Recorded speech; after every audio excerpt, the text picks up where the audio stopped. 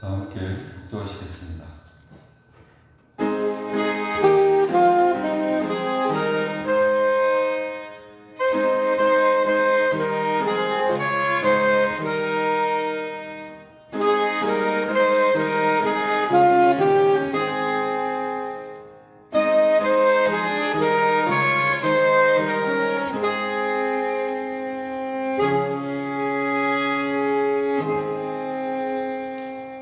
오늘은 성령 강림절이며 웨슬리 회심 기념주일입니다. 사도행전 2장 2절에서 4절 말씀을 힘입어 하나님을 예배하는 자리로 나아갑시다. 호련히 하늘로부터 급하고 강한 바람 같은 소리가 있어 그들이 앉은 온 집에 가득하며 마치 불의 혀처럼 갈라지는 것들이 그들에게 보여 각 사람 위에 하나씩 임하여 있더니 그들이 다 성령의 충만함을 받고 성령이 말하게 하심을 따라 다른 언어들로 말하기를 시작하니라. 아멘. 성령님의 도우심이 없으면 한 걸음도 나아갈 수 없습니다. 성령님이 가르쳐 주시지 않으면 아무것도 알 수 없고 깨달을 수도 없습니다. 성령님이 개입하시지 않으면 교회는 방향을 잃고 본질을 잃고 타락할 수밖에 없습니다. 성령님, 우리는 세상의 소리에 매몰되어 당신이 들려주시는 음성에 귀 기울이지 못했으며 눈에 보이는 현상과 시대 정신만 바라보고 당신의 역사하심을 깨닫지 못했습니다. 이제는 우리의 마음을 활짝 열고 성령님을 초대합니다. 오셔서 저희에게 임재하여 주시고 다스려 주시옵소서. 오늘도 주님 앞에 무릎 꿇고 간절히 드리는 이 예배가 주님의 기쁨이 되는 예배가 되게 하여 주시옵소서. 예수님의 이름으로 기도하옵나이다. 모두 일어나셔서 찬송가 2장 찬송하겠습니다.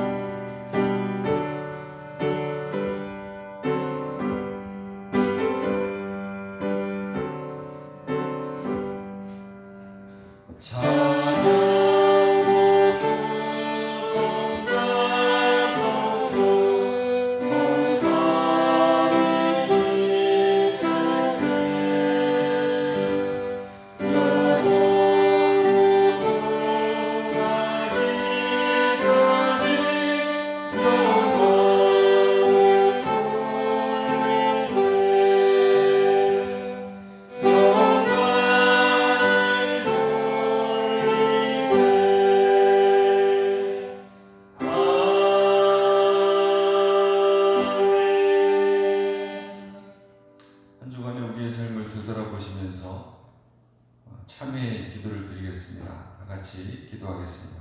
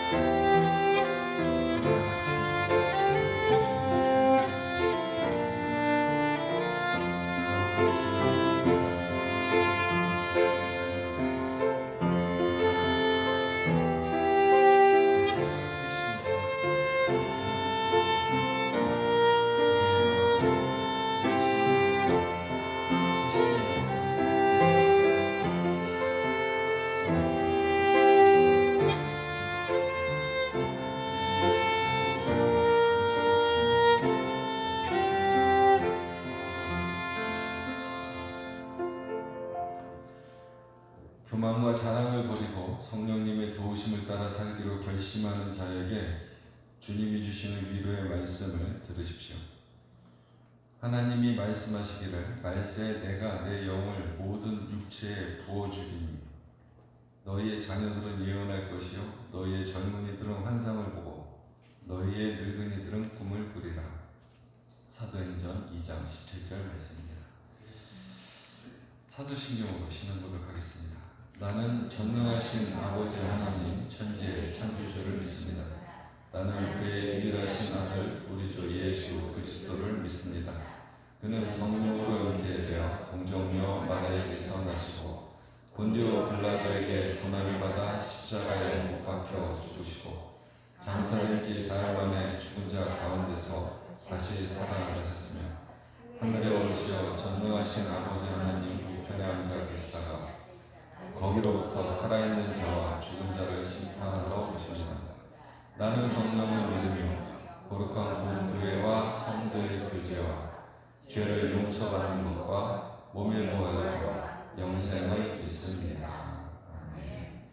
교독문 136번입니다.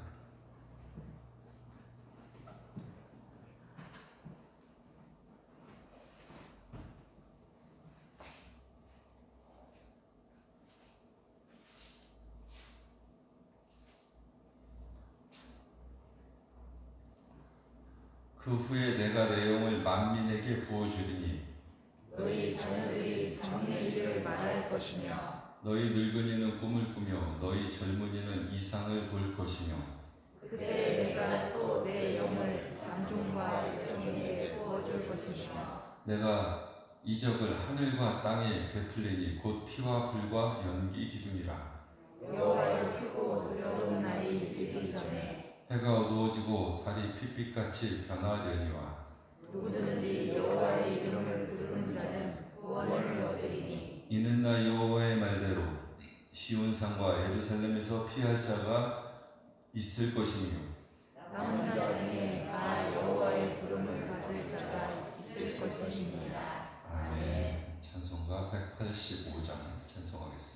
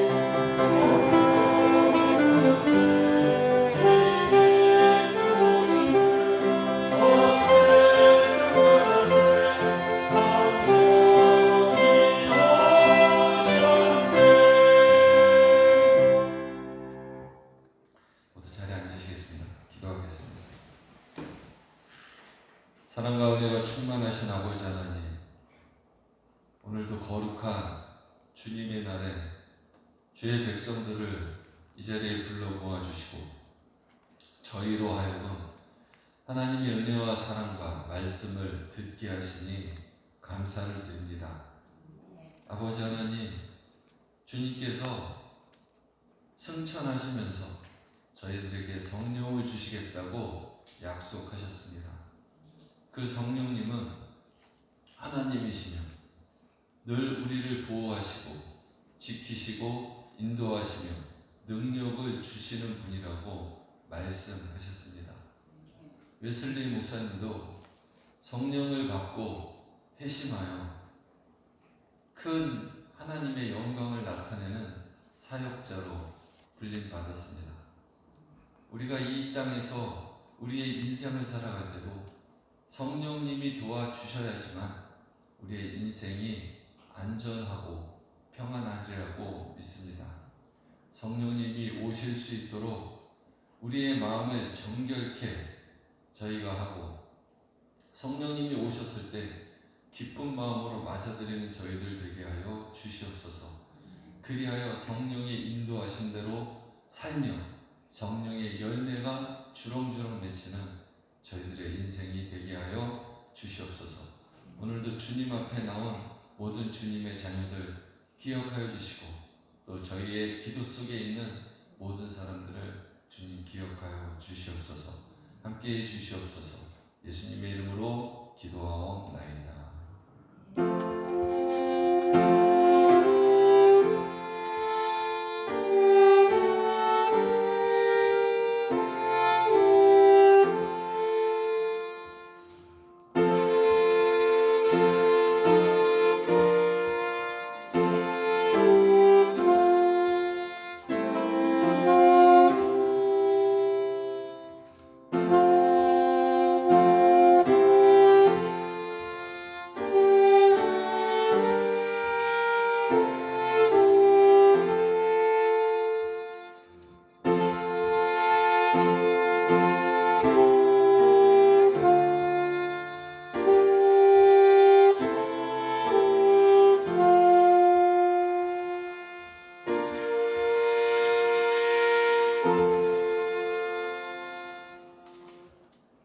함께 하실 성경 말씀은 사도행전 16장 30절부터 32절까지 말씀입니다.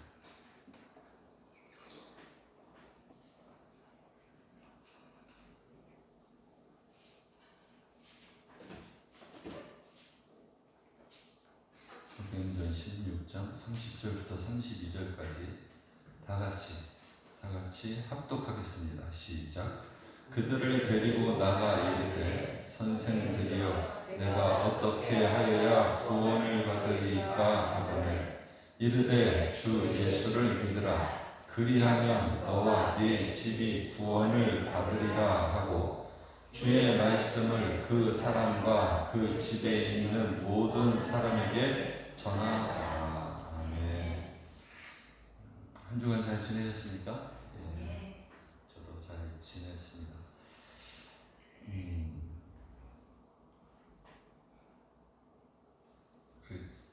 예슬이는 축하 많이 받았어?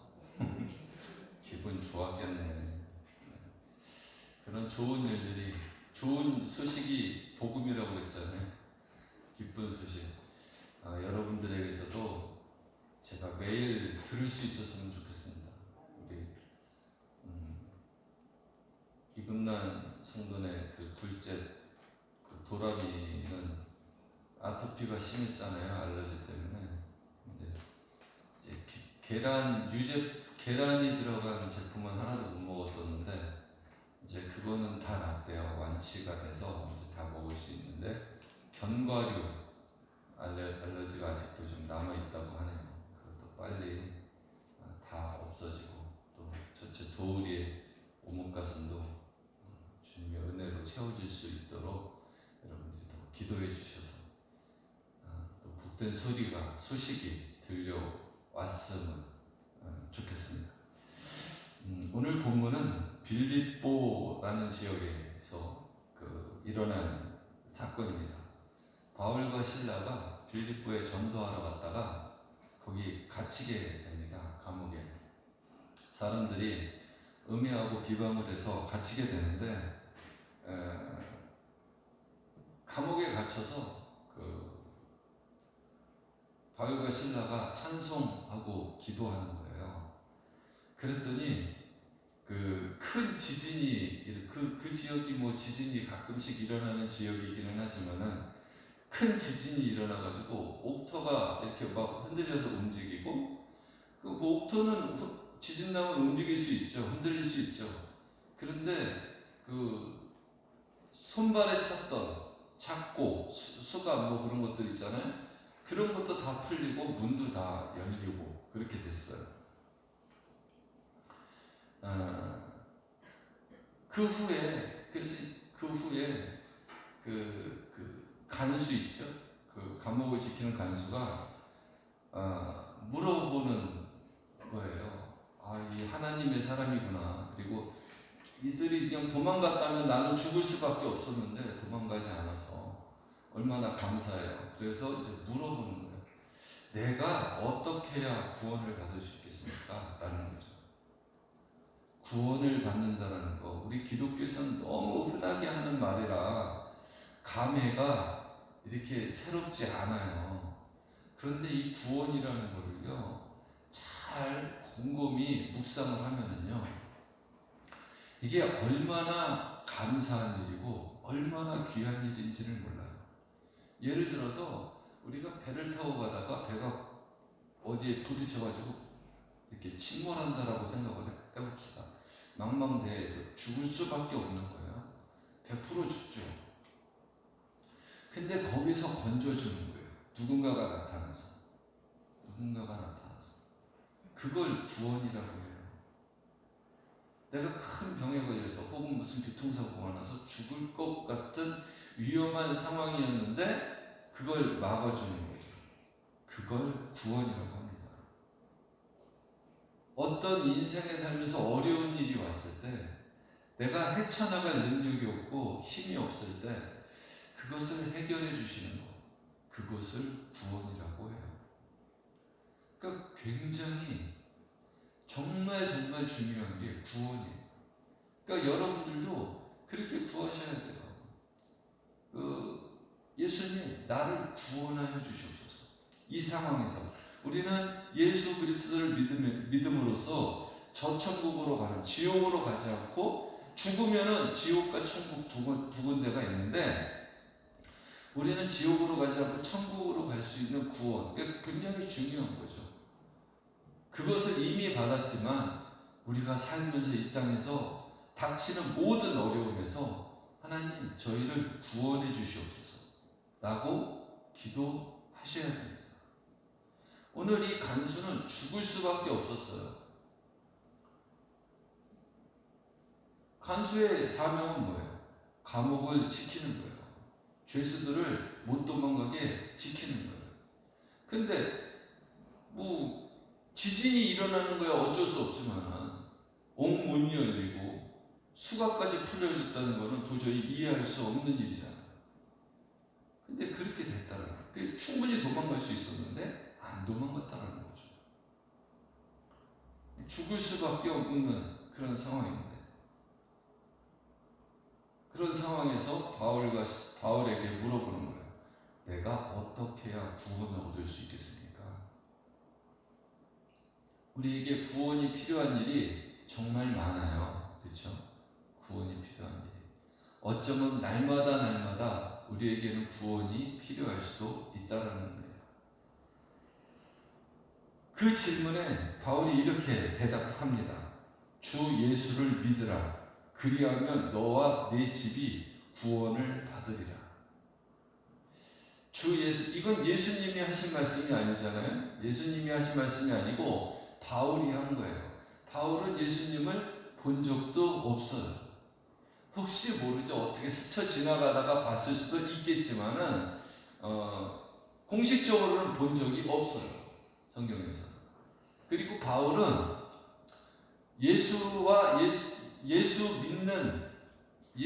믿는 사람들을 잡아서 죽이려고 했던 사람이에요. 실제로 많이 잡아서 옥에다 가두었고, 스데반 집사가 죽을 때 죽는 것이 타당하다라고 그 가표, 옳다, 죽여라 라는 표를 던지기도 한 사람이에요. 그런 바울이 예수님을 만나게 되고, 하나님은 뭐 진작부터 잘 알고 있었으니까 예수님을 만나게 되고, 물론 그 사이에 많은 조력자들이 있었어요. 바나바라는 사람도 있었고요. 바울의 그 신앙을 자라게 해주는 그런 사람들도 있었어요. 다른 예수 믿는 사람들을 이렇게 보니까, 야, 예수님은 진짜 있는 분이구나. 그걸 더 확신하게 된 거죠. 물론 자기의 체험도 있죠. 다메섹 도상에서 눈이 멀고 예수님의 음성을 듣고 그랬던 것들도 있지만은, 그 신앙생활을 쭉 지켜나오는 동안에 점점 더 확신이 들었던 거예요. 그래서 바울과 실라도 빌립보에 가서 복음을 전하다가 감옥에 갇혔을 때, 어떻게 될지 모르잖아요. 감옥에 갇히면은 구원이 필요한 상황이었었잖아요. 근데 바울과 실라의 구원을 이루는 방법은 뭐였었어요? 기도와 찬송이었다라는 거예요.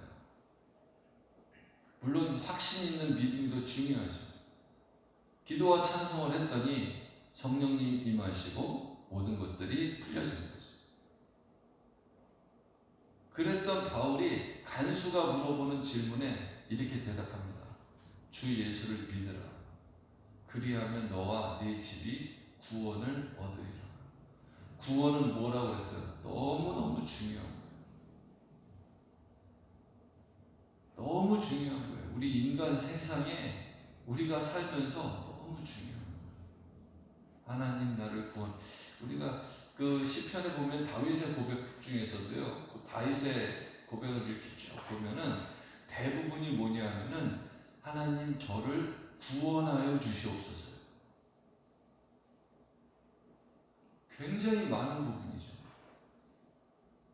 다윗이 뭐 맨날 도망 다닐 때는 구원이 맨날 필요했겠지만, 나중에 왕이 되고 나서는 별로 그런 게 없었을 거 아닙니까? 그럼에도 불구하고, 모든 문제가 사라진 후에도 불구하고 다윗은 늘 주님께 나를 구원하여 주시옵소서. 나의 구원이 여호와께로부터 오나이다. 너무 중요한 거죠. 근데 요즘은 우리가 다윗은 하나님을 믿으니까, 신실하신 하나님을 믿으니까 어떻게 해요? 하나님께 늘 구하는 거예요. 늘. 근데 우리가 하나님께 구하지 않는 이유는 뭡니까? 다르게 말하면 다른 믿는 구석이 있는 거예요.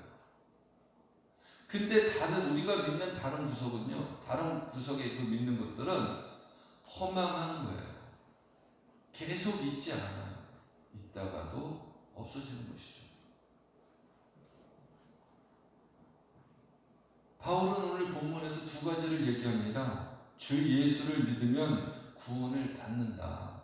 이 구원을 받는다라는 것은요, 우리의 무슨 행위나 우리의 조건, 무슨 공로, 그런 것이 아니다라는 거예요. 구원을 받는 거. 이 구원은 너무 큰 거야. 너무 큰 거. 돈으로 살 수 없고 우리가 한 걸로 살 수 없어. 제가 막 여러분들이, 저는 새벽기도 촬영을 30년 동안 쉬지 않고 했습니다. 굉장히 힘든 일이죠. 정말 어려운 일이에요. 그런다고 해서 천국을 갈 수 있어요? 천국에 갈 수 있는 것과 이렇게 비교할 수 있냐고. 나는 하루에 12시간씩 죽어라 하고 일했습니다. 그러면은 40억짜리 아파트에서 살 수 있어요? 못 살아요. 그런 거예요. 구원이라는 게. 그래서 그런 것들은 어떻게 받는 것이냐? 돈으로 해결할 수 없고, 내 힘으로 해결할 수 없고, 내 공로로 해결할 수 없는 것을 어떻게 받는 것이냐? 은혜로 받는 거야. 은혜로. 부모의 은혜는 하해와 같다라고 하잖아요. 하해와 같다. 도저히 자식이 아무리 잘한다고 해서 그것을 갚을 수가 있는 게 아니에요. 갚을 수 있는 게. 그런 거는 은혜로 받는 거예요. 은혜로. 예수님은 우리에게 은혜를 주시는 거예요. 값없이. 그걸 믿는 거예요. 그걸. 행위나 공로로 아니라 주 예수를 믿으라. 믿으면 된다라는 거예요. 바울이 얘기하는 것은 주 예수를 먼저 믿으라. 그걸로 된다라는 거예요. 두 번째는 뭐냐면은 나만 받는 것이 아니라 나의 가족들도 받아야 된다라는 거예요. 33절에 보면은 온 가족이 다 세례를 받았어요. 온 가족이. 나만 잘 믿고 천국 가면 되지. 뭐 그런 사람들은요, 사실은 그 안에 천국과 지옥이 없는 거예요. 그걸 믿지 못하는 거예요. 천국과 지옥, 영원한 고통 속에서 영원히 죽지도 않고 영원히 지내야 된다라는 그 생각만 해서 자기 가족을 구원 안 할지 방법이 없어요. 가족 중에 누가 어디가 아프기만 해도, 나을 수 있는 병이지만 아프기만 해도 억장이 무너지는 거거든요. 그런데 두 가지, 천국과 지옥이 없거나 그를 사랑하지 않거나 라는 거죠. 여러분들께서도 예수 그리스도를 진정 믿으신다면 가족 구원을 하는 데 있어서 최선을 다하셔야 돼요. 이 최선을 다한다는 것이 어떤 사람들은 뭐 쉽게 가족 구원이 되는 경우도 있죠. 하지만 안 되는 분들도 엄청 많아요. 그럴 때 어떻게 되겠어요? 나는 할 만큼 했어. 그 할 만큼이라는 것이 어느 정도냐라는 거예요. 금식 기도도 해보고 정말 간절히 매달리고 하는 것이죠. 제가 예전에 예화로 한번 얘기했잖아요. 어떤 가정에 부인이 예수를 믿고 남편이 안 믿는데 맨날 술만 먹고 들어오고 맨날 그러니까 어떻게 했다고 했어요. 교회에 새벽 기도 올 때 아내가 남편의 신발을 갖고 오는 거예요. 그래서 품에 품고 기도하는 거죠. 신발이 먼저 나왔으니 신발 주인도 따라 나오게 해주죠. 그게 미신 같지만은 얼마나 간절하면 그렇겠냐고. 얼마나. 자녀들 키우면서 막 시험 때라고 교회 나오지 말라고. 그러면 안 된다는 거예요. 그 무슨 구원이 들어가겠어요. 우리 가정이 다르잖아요. 첫째 주는 뭐 어린이주일, 둘째 주는 어버이주일, 뭐 셋째 주는 뭐 청년주일. 원래는 스승의 주일이었거든요. 근데 스승은 뺐어 이제. 그냥 청년주일로 바뀌고, 이제 넷째 주일은 뭐 부부주일로 이렇게 지키고 있는데, 우리는 이제 부부의 주일이 아니라 오늘은 그 성령 강림 주일이 이제 시작되기 때문에 성령 강림 주일, 또 웨슬리 회심 주일 이렇게 바뀌었는데, 다른 데서는 예전에는 지금도 그렇고 오늘을 부부의 날로 부부주일로 이렇게 지키는 교회들도 많이 있죠. 이 가정은 굉장히 중요한 거예요. 부부가 있을 때 가정이 시작이 되잖아요. 그렇죠? 부부가 있어야 가정이 시작이 됩니다. 근데 이 가정은 하나님께서 우리에게 가정을 주셨을 때 그 가정을 주신 이유가 뭐예요? 서로 의지하고 사랑하고 생육하고 번성해라라는 거예요.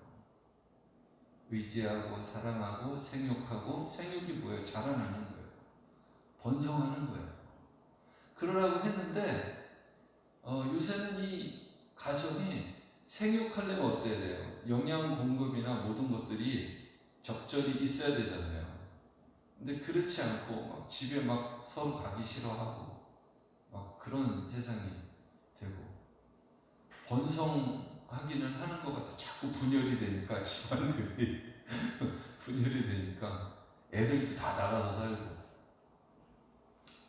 그런데 거기에서 좋은 가정의 그 예가 나오는데,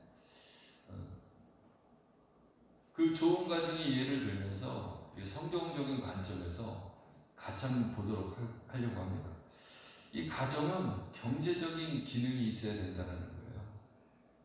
사람은 누구나 마찬가지예요. 기도만 해서 먹고 살지는 못하는 거예요. 산속에 들어가서 기도만 하고 살아봐요. 물론 하나님께서 그 까마귀를 통해서 먹을 것을 주실 수도 있겠지만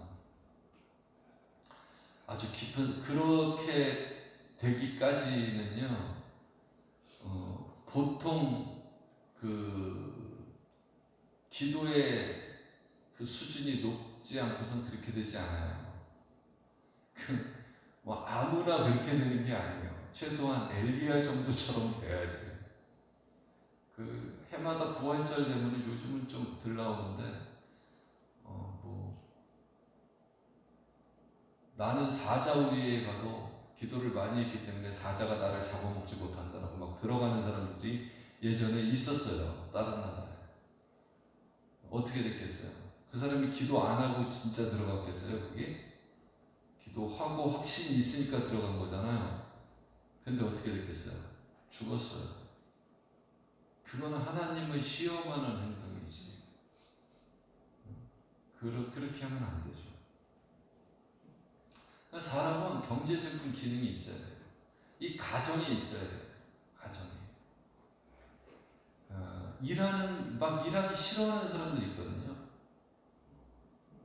일 안 하려고 하는 사람들도 간혹 있어요. 그런데 경제적인 기능 때문이라도 가정의 구성원들은 일을 해야 된다는 거예요. 노동은 축복이다라는 거예요. 잠언 12장 24절에 보면요. 부지런한 자의 손은 사람을 다스리게 되어도 게으른 자는 다스림을 받는다라는 거예요. 부지런한 자는 사람을 다스리지만 게으른 자는 다른 사람의 부림을 받게 되어 있다. 이게 잠언에 나오는 말이에요. 부지런한 사람이 풍족해지는 것은 경제적인 원리, 하나님의 원리하고도 같은 거라는 겁니다. 근데 정말 중요한 거는요, 경제적인 능력은, 경제의 열매는 하나님 손에 달렸다는 사실을 잊으면 안 돼요. 왜 그러느냐? 하나님은 공중 나는 새도 먹이시고 들의 백합화도 입히시는 분이에요. 요즘 꽃 많이 피잖아요. 꽃 보면 얼마나 예뻐요. 걔네들이 뭐 살려고 뭐 하나? 새 엄청 많은데 그거 다 누가 먹이고 입히시는 거예요? 하나님이 하시는 거예요.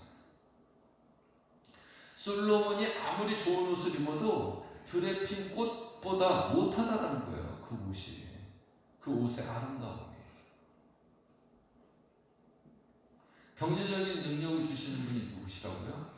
하나님이라는 거예요. 이걸 잊으시면 안 된다는 것입니다. 그래서 욥은 이렇게 얘기했죠. 주시는 분도 하나님이시고 취하시는 분도 하나님이시다. 욥은 당대의 의인이었고 굉장한 부자였었어요. 그런데 그거를 한순간에 싹 사단이 쓸어가 버리잖아요. 그때 욥의 고백이에요. 주시는 분도 하나님, 취하시는 분도 하나님이시다. 그거에 대해서 원망하지 않았었어요. 그러니까 욥이 그렇게 부자였었는데 야 이거 내 거 너무 아까워서 어떡해. 그게 아니라 내가 잘해서 받은 게 아니라 하나님이 주셨다. 하나님이 주신 것이었다. 라는 사실을 잊지 않고 있었다라는 거예요. 그게 나중에 어떻게 됩니까? 갑절로 다 받게 되잖아요. 하나님이 주신 것을 주셨다라는 사실을 잊지 말아야 돼요. 이것을 잊게 되면 어떻게 되느냐? 취하시는 하나님을 만나게 되는 거예요. 하나님은 늘 우리에게 물어보시고 싶은 게 있고 관계를 확인하시고 싶은 게 있어요. 그게 뭐냐? 누가 너의 주인이냐라는 거예요. 제가 아까 다른 믿는 구석이 있다라고 했잖아요. 우리가 나의 능력, 나의 지혜, 뭐 어떤 사람들은 나의 엄마, 나의 아빠 그럴 수도 있죠.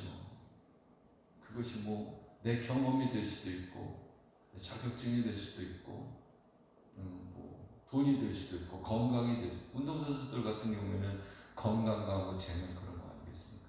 그런 것이 될 수도 있겠죠.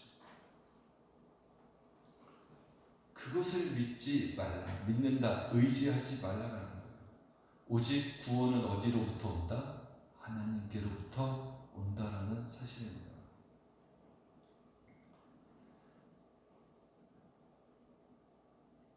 고린도후서 9장 10절에 보면은 심는 자에게 씨와 먹을 양식을 주시는 이가 너희 심을 것을 주사 풍성하게 하시고 너희 의의 열매를 더하게 하시리니 라고 했어요.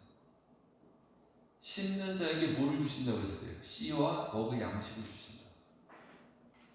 그러니까 우리는 늘 심어야 돼요. 근데 이게 심는 거에 대해서 뭐를 거둘 수 있어야 된다고 했어요? 의의 열매, 의의 열매. 의의 열매, 옳은 것이에요. 의는 옳은 것을 거두기 위해서는 무엇을 심어야 됩니까? 옳은 것을 심어야 됩니다. 옳은 것을. 옳지 않은 다른 것들을 막 심어서 막 거둘 수 있어요.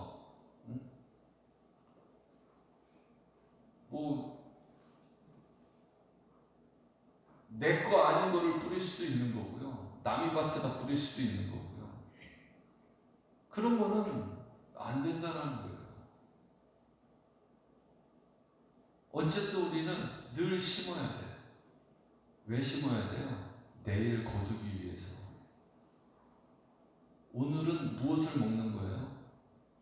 전에 심었던 것을 오늘 거두는 거예요. 그렇기 때문에 우리는 늘 심어야 된다는 것입니다. 이 복음의 능력은 고린도후서 8장 9절에서도 나타나는데요. 우리 주 예수 그리스도의 은혜를 너희가 알거니와, 예수 그리스도의 은혜, 우리를 살리신 거 알잖아요. 그걸 너희가 알거니와 부요하신 이로써, 예수님은 부요하신 분이잖아요. 하나님이시니까. 부요하신 이로써 너희를 위하여 가난하게 되시는, 예수님은 세상 모든 것에, 우주 만물 모든 것에 다 주인인데 왜 이 땅에 와서 마국간에서 태어나가지고 인자는 머리 둘 곳도 없도다라고 말씀하셨잖아요. 왜 그렇게 사셨느냐? 왜? 그 이유가 여기 나와요. 그의 가난함으로 말미암아 너희를 부요하게 하려 하시리라는 거예요. 그가 가난하게 됨으로 말미암아 어떻게 하신다고? 우리를 부요하게 하신다는 거예요. 잠언 22장 4절에 보면은요, 겸손과 여호와를 경외함의 보상, 겸손하고 여호와를 경외하는 것의 보상은 재물, 영광, 생명. 재물, 영광, 생명. 이 땅에 살면서 이거 외에 필요한 게 뭐가 있겠어요? 인간, 그렇죠? 어떤 일에 영광이 나타나. 내가 노력한 것에 영광이 나타나. 재물도 있어. 그리고 생명도 있어. 아프지 않고 오래 사는 거예요. 여호와를 경외하면 그렇게 된다는 거예요. 그리고 예수님이 채찍에 맞으심으로 우리는 뭐를 얻은 거예요? 나음을 입는 거예요. 그러니까 우리는 예수님께 매달리면 다 구원을 받을 수 있는 거예요. 그러니까 우리들의 가정이 어떻게 해야 돼요? 예수님께 매달려야 되는 거예요. 마치 누구처럼? 어린아이, 젖 먹는 어린아이가 엄마를 보는 것처럼. 걔들이 뭐를 할 수 있겠어? 할 수 있는 거라고는 우는 거밖에 없어요. 우는 거하고 엄마 얼굴 보면서 빵긋빵긋 웃어주는 거, 그거 2개면 끝나. 인간의 삶도 어떻게 보면은 그렇게 복잡하지 않은 것일 수 있어요. 오직 주 예수를 믿는다면 해결될 수 있다는 것입니다. 우리는 가정의 기능이 경제적인 기능으로 잘 살아야 되겠지만 그것의 주관자가 누구이고 그것의 주인이 누구인지를 알고 그것으로 의의 열매를 거둘 수 있도록 옳은 일을 심는다라는 것, 이것은 매우 중요한 일입니다. 근데 이것을 빼놓고 성경적으로 하나님이 주신다는 사실을 빼놓고 부자가 되려고 하면 어떤 일이 일어나느냐? 부하려 하는 자들은 시험과 올무와 여러 가지 어리석고 해로운 욕심에 떨어지나니, 그거 없이 부자가 되면은 시험, 올무, 여러 가지 어리석고 해로운 욕심에 떨어지게 된다라는 거예요. 그냥 파멸과 멸망으로 들어가는 거죠. 부자만이 목적이 되면 그렇게 되는 거예요. 우리들은 부자로 사는 것이 목적이 되어서는 안 된다는 거예요. 그 부로 어떻게 의의 열매를 더 거둘 것이냐, 하나님의 영광을 나타낼 것이냐, 좋은 일에 가난한 사람들을 위해서 쓸 수 있을 것이냐라는 것이죠. 바울은 사역하면서 궁핍한 적도 많았을 거예요. 바울을 도와주는 루디아도 있었고 이렇게 많은 사람들이 있었잖아요. 부자들도 굉장히 많았었어요. 근데 그게 가는 곳마다 다 있지는 않잖아요. 그렇죠? 없는 데도 있어요. 어떨 때는 며칠씩 굶기도 하고요. 어쩔 때는 진짜 바울은 가는 데마다 어떻게 했어요? 일을 했단 말이에요. 일을. 장막, 텐트 만드는 기술이 있어가지고 일을 했어요. 유대인들은 어려서부터 아이가 나면은 두 가지를 가르치거든요. 하나는 그 아이가 평생 사용할 수 있는 기술을 가르치는 거예요. 바울은 그게 텐트 만드는, 장막 만드는 기술이었고, 하나는 뭐예요? 쉐마 교육이라고 해서 유대인의 교육이에요. 하나님을 가르치는 거예요. 가정의 기능 두 번째가 뭐냐면 바로 교육이에요. 교육. 모세는 두 가지 교육을 받았죠. 하나는 바로의 왕궁에서 최고의 교육, 왕실에서 받는 왕궁 교육을 받았어요. 두 번째는 뭐예요? 어머니의 무릎에서 젖 먹으면서 받은 그 교육이에요. 근데 나중에 어떤 교육이 이깁니까? 어머니의 신앙 교육이 이긴다라는 거예요. 어머니의 사명은 실로 중요해요. 실로. 어머니의 기도 없이 아이가 바르게 자랄 거라고 꿈도 꾸지 마세요. 그거는 정말 말도 안 되는 일이에요. 반면에 어머니의 기도만큼 위대하고 강력한 것도 없어요. 안 그렇겠습니까? 내 속에서 나온 자식인데. 자식을 위해서라면 죽음도 불사하는 게 어머니인데.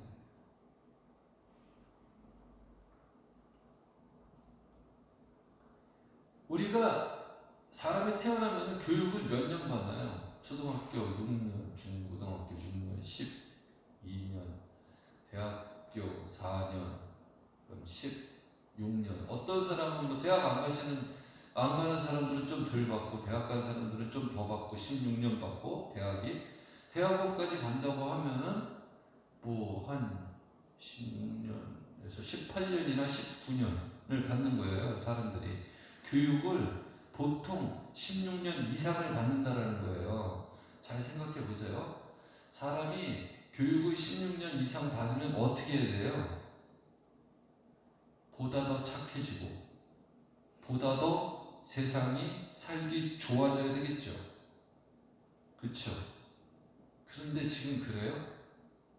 왜 교육은 옛날보다 더 받았는데 세상은 왜 더 악한 사람들이 많고, 왜 그럴까?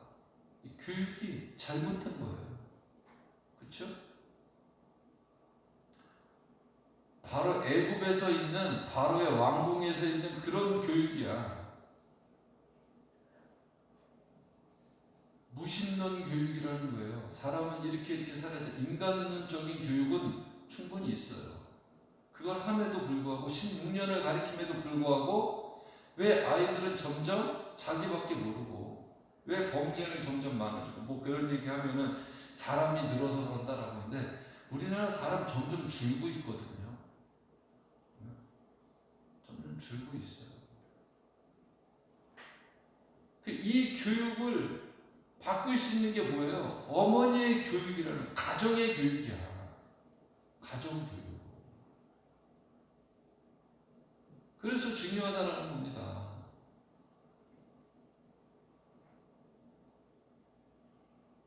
근데 가정의 기능 중에 또 하나는 화목한 가정이 돼야 되는 것이죠.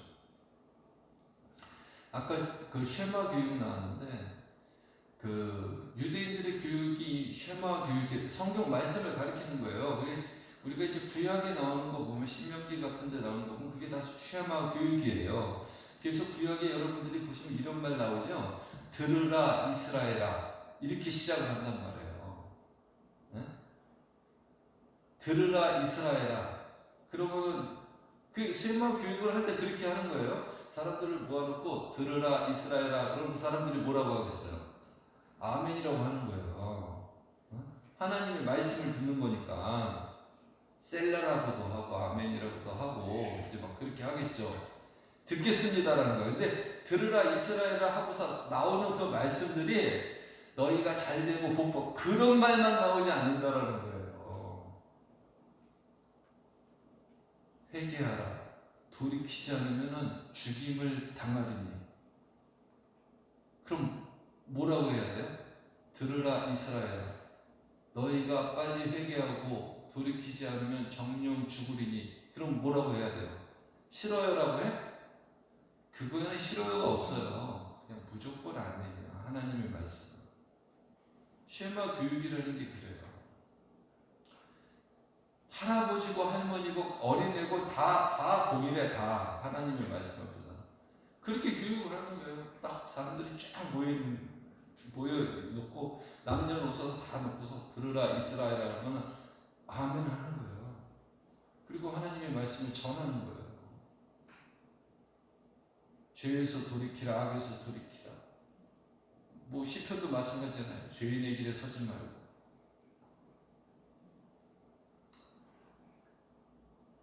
그럼 내라고 하는 거예요. 내라.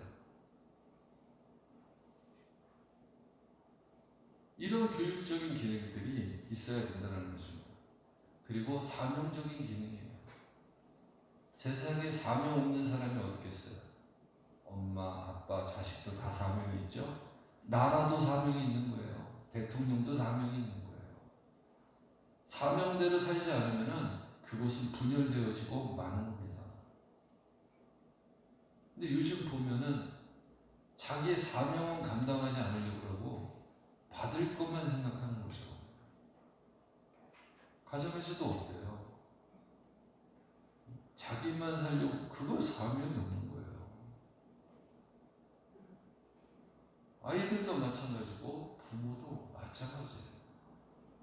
다른 사람들 보면 너무나 쉽게 보이잖아요. 좋은 가정이 되려면 자기의 사명을 감당할 수 있어야 된다는 겁니다. 가장 중요한 게 뭐냐면은 종교적인 기능이에요. 미국에 그 라이언 화이트라고 하는 소년이 있었어요. 그 소년이 13살 때 혈우병 때문에 수혈을 받았는데, 그 수혈에 에이즈 감염자 수혈을 받아가지고 얘가 에이즈에 걸립니다. 13살 때. 18살에 죽어요. 근데 얘가 13살 때 에이즈에 걸려, 그때는 지금 에이즈로 잘 죽지 않는데 그때는 다 죽었었으니까. 걔가 죽기 전에 내가 너무 밝아. 사람들에게 인사도 잘하고 오히려 힘을 주고 용기를 주고 너무 밝은 거예요. 5년을 사는 동안. 그래가지고 걔한테, 그때 당시에는 레이건 대통령이었다고 그러는데 레이건 대통령도 오고 직접 병문안을 오고, 마이클 잭슨도 병문안을 오고 막 그랬었어요. 아주 유명한 사람들이 엄청 많이 왔었어요. 그럼에도 불구하고 이제 점점 병세는 악화되니까 결국 죽게 되잖아요. 죽게 될 때, 그 죽을 때가 가까이 왔을 때 그 아빠가 엉엉 울면서 그렇게 얘기한 거예요. 내가 너한테 해줄 수 있는 게 아무것도 없구나. 부모 마음에서 그렇잖아요. 나 너한테 해줄 수 있는 게 아무것도 없구나. 정말 미안하다. 막 그렇게 하는 거예요. 근데 얘가 마지막 죽어가면서도 그렇게. 저는 이미 아빠한테 너무나도 많은 선물을 받았습니다. 너무나도. 예수님을 알게 해주셨고, 그래서 내가 지금 이 땅에서 아파서 죽게 되지만 나에게는 영원한 저 천국이 있고, 그런 거 다 아빠한테 받은 것입니다. 슬퍼하지 마십시오.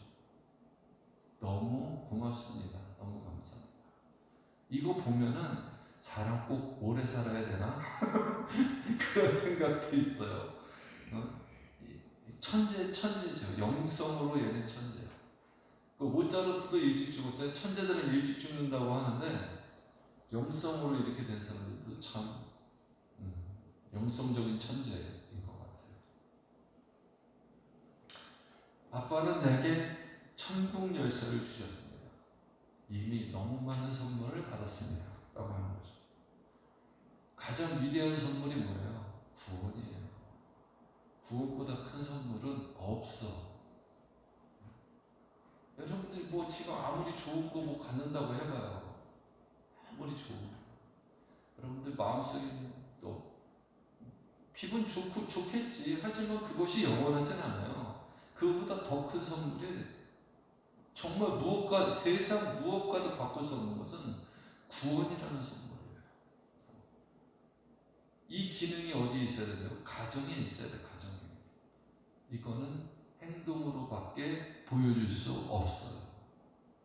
나의 입술의 고백과 몸의 행동으로밖에 보여줄 수 없는 게 바로 구원이에요.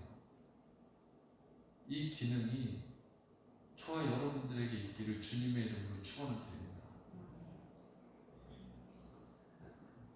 점점 핵가족화 되어지고 있는 가정들 보세요. 벌써 여기에도 딱 보면은 요즘 가족하고 같이 사는 사람이 누가 있어?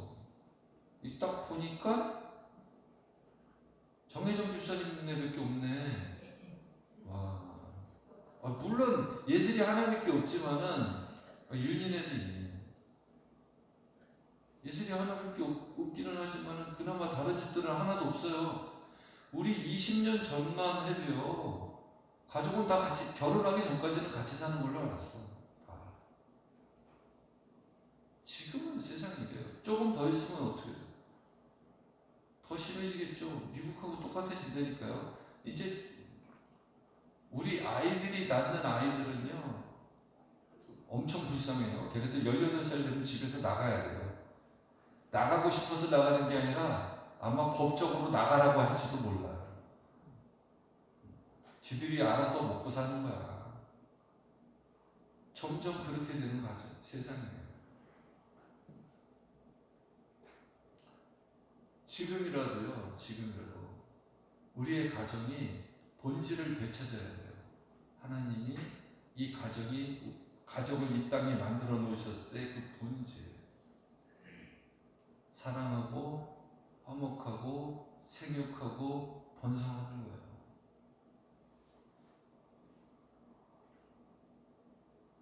제가 앞서 말씀드렸던 그런 것들이 없으면은 그게 온전한 가정으로 이루어지기가 힘들다라는 거예요. 마지막으로 하나가 더 있다면 가정에 협동적인 기능이에요.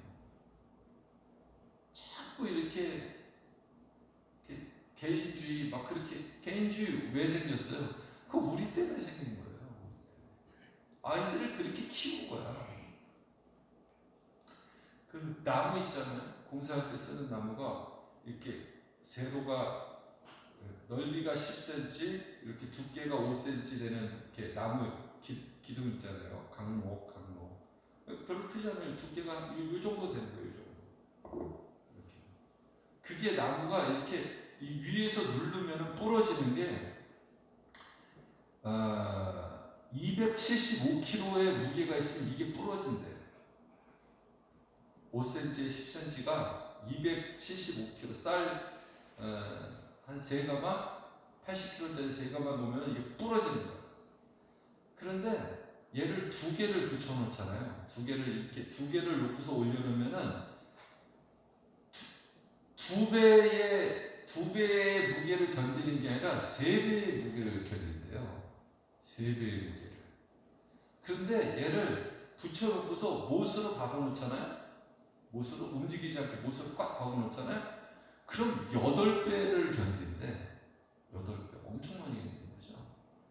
그래서 폭격줄은 끊어지기 쉽지만은 삼겹줄은 끊어지지 않는다라는 거예요. 그게 뭐예요? 협동. 너는 가족인데 너는 너대로, 나는 나대로. 집에 무슨 문제가 있으면은 네 일 내 일이 어딨냐고. 다 해야지. 아, 그건 아빠 일 아니야? 그건 엄마 일 아니야? 그건 네 일 아니야? 그게 무슨 가정에 사랑이 있고 화목이 넘치겠어? 너는 너대로, 나는 같이 살아도 가족이 아닌 거예요. 그거는.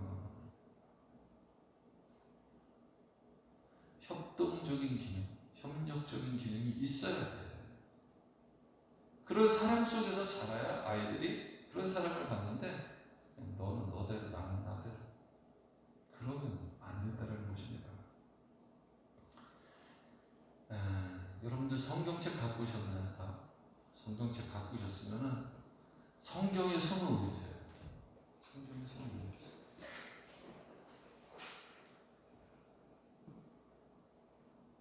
믿음의 고백을 한번 해보려고 해요. 우리가 미국에서 이렇게 뭐 취임식 하거나 재판장 가면은 성경에 손을 올리고 약속을 하거든요.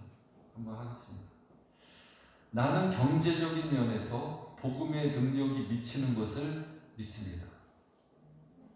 나는 가족이 성경적인 가치관을 갖도록 힘쓰겠습니다. 나는 가족을 사랑으로 대하겠습니다. 나는 가족이 사명을 위하여 살도록 돕겠습니다. 나는 가족의 영혼을 구원시키기 위하여 힘쓰겠습니다. 나는 가족과 협동하며 살겠습니다. 나는 나의 가정에 복을 주시는 하나님을 믿습니다. 기도하겠습니다. 좋으신 아버지 하나님, 정말 복되고 복된 가정 주시었는데 이 가정을 옥토로 만들지 못한 우리들의 마음밭이 문제입니다. 우리 마음밭에 있는 수많은 돌짝밭들, 가시덤불들, 날마다 우리가 기도로 예배로 일구어서 그 돌짝과 가시덤불들을 치울 수 있도록 주님 우리에게 은혜를 더하여 주시옵소서. 우리의 가정이 하나님이 원하시는 가정이 될 수 있도록 더 힘쓰고 애쓰며 살게 하여 주시옵소서. 예수님의 이름으로 기도하옵나이다. 찬송가 520장 찬송하겠습니다.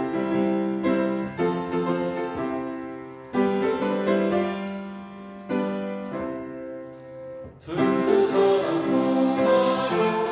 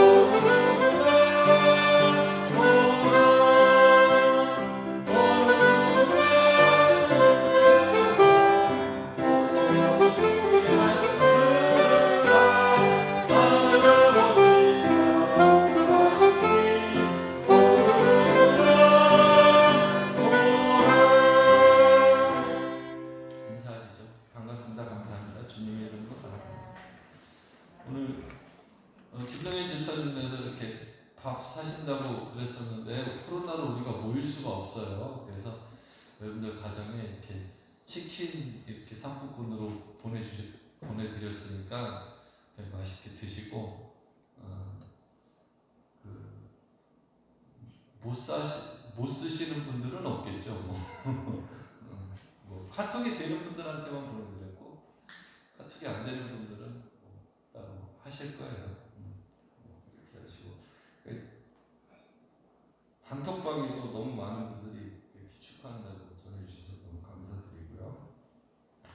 오늘은 성령 강림절이 시작되는 주일입니다. 그리고 웨슬리 회심 주일입니다. 우리의 마음에 성령님이 임하시기를 간구하시고 잘못된 신앙과 삶이 있다면 회심의 영이 임할 수 있기를 축원합니다. 코로나를 조심하시고요. 또 한 주간 하나님의 도우심이 가득하기를 축원드립니다. 드려진 헌금 봉헌하겠습니다. 11조 이무현 장로님 가정, 11조 오르키 권사님 가정, 감사함으로 무명으로 드렸습니다. 감사함으로 심은지 집사님 가정, 박은희 집사님 가정, 강충희 성모님, 무명으로 듭니다. 박의성 권사님, 저희 가정, 다른 분들도 모두 정성껏 봉헌하셨습니다. 기도하겠습니다. 주님, 물질을 위해 기도했지만 물질을 얻지 못했고, 성공을 위해 간구했지만 바라던 성공을 거두지 못했습니다.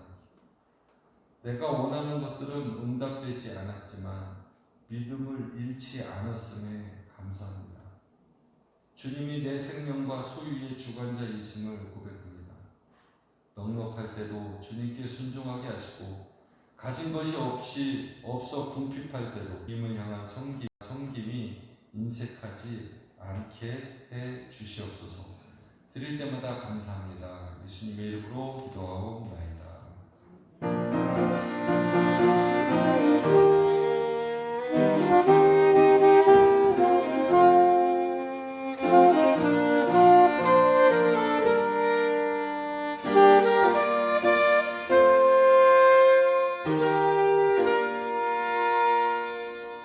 모두 일어나셔서 635장 찬송하겠습니다.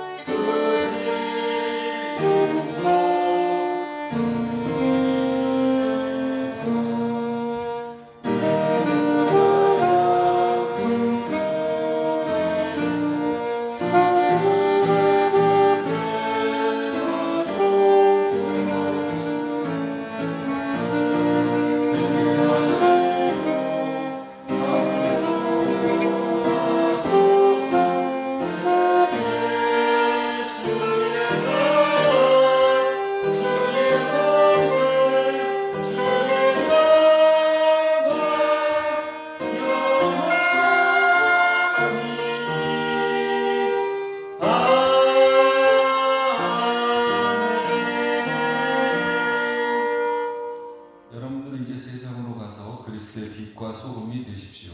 주님 우리와 함께하여 주옵소서. 우리에게 성령님을 보내주셔서 세상을 이길 힘과 능력을 주시는 주 예수 그리스도의 은혜와 성령님을 통해 교회와 역사를 새롭게 고치고 변화시키시는 하나님의 놀라우신 사랑하심과 우리의 작은 신음에도 귀 기울이시며 지금도 우리를 위해 중보하시는 성령님의 교통하심이 세상을 살리는 가정이 되기로 다짐하고 성령님과 함께 세상을 향해 힘차게 출발하는 모든 이에게 이제부터 영원히 함께 하시기를 간절히 축원하옵나이다. 아멘.